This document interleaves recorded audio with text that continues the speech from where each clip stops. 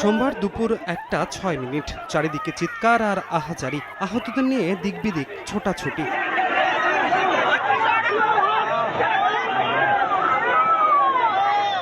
প্রত্যক্ষদর্শীরা জানান, স্কুল ছুটি হয়ে যাওয়ার পরই রাজধানীর উত্তরার মাইলস্টোন স্কুল অ্যান্ড কলেজের একটি ভবনে আসছে পড়ে বিমান বাহিনীর F-7 BGI নামের একটি প্রশিক্ষণ বিমান। উড্ডয়নের পরপরই আসছে পড়লে মুহূর্তেই আগুন ধরে যায় ভবনটির একাংশে।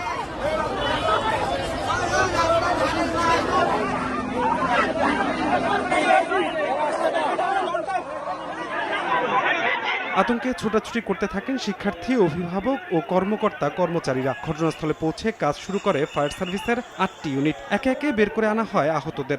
আমরা ক্লাস থেকে অনেক বড় একটা বিকট শব্দ শুনি, এন্ড শব্দ শোনার পরে আমরা জাস্ট উপর থেকে দেখি যে এমন একটা অবস্থা, জাস্ট জেট প্লেনটা এসে আঘাত হানে এন্ড ব্লাস্ট হয়ে যায়। দেখলাম যে পিছন থেকে কি জানি একটা আসলো, মানে একটা আওয়াজ হলো আর পড়ে গেল আর আগুন। আমাদের এখানে ব্লাড সংকট, প্রচুর পরিমাণ ব্লাড দরকার।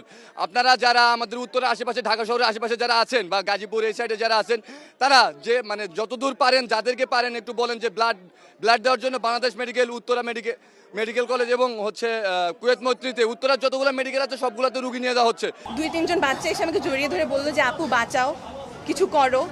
ওদের চেহারা দেখার মতো ছিল না, সব পুরো চেহারা সবকিছু ঝলসে গিয়েছিল, ওদের সব ড্রেসও ছিঁড়ে গিয়েছিল, খুবই বাজে অবস্থা ছিল।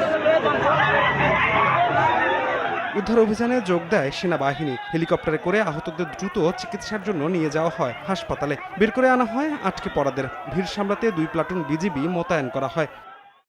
এ দুর্ঘটনায় প্রশিক্ষণ বিমানটির পাইলট ফ্লাইট লেফটেন্যান্ট তৌকির ইসলাম সাগর মারা গেছেন। ধ্রুব ব্যানার্জি, সময় সংবাদ, ঢাকা।